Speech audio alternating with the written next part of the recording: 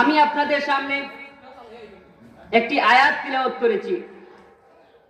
এই আয়াতের মধ্যে আল্লাহ পাক রব্বুল আলামিন বলেন, কুল, হে নবী আপনি বলে দেন, ইন কুনতুম তুহিব্বুনাল্লাহ, তারা যদি আল্লাহকে ভালোবেসে থাকে, ফাত্তাবিউনি, যেন আপনি নবীকে অনুকরণ করে। এখন আল্লাহকে ভালোবাসার একমাত্র পথ এবং তরিকা হচ্ছে নবীকে অনুসরণ করা এবং অনুকরণ করা। নবীকে অনুকরণ ব্যতীত আল্লাহকে ভালোবাসা যায় না। আল্লাহকে ভালোবাসতে হলে এবং আল্লাহর ভালোবাসা পেতে হলে একমাত্র পথ হচ্ছে রসুলের পথ।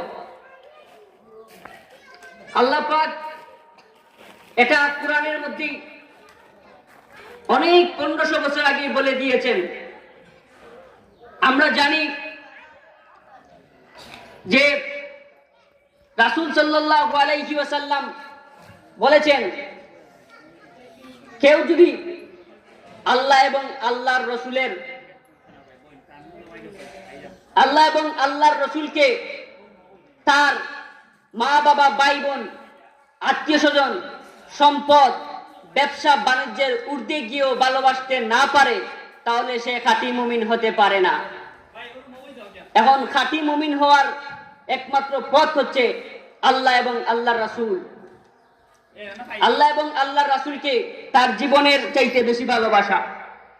এখন আমাদের জীবনে আমরা দেখি যে মা বাবা, আত্মীয় স্বজন, আমাদের ব্যবসা বাণিজ্য সবচেয়ে বেশি প্রিয় হয়ে যায়। আমাদের রাজনীতি, আমাদের পলিটিক্স সবচেয়ে বেশি প্রিয় হয়ে যায়। গত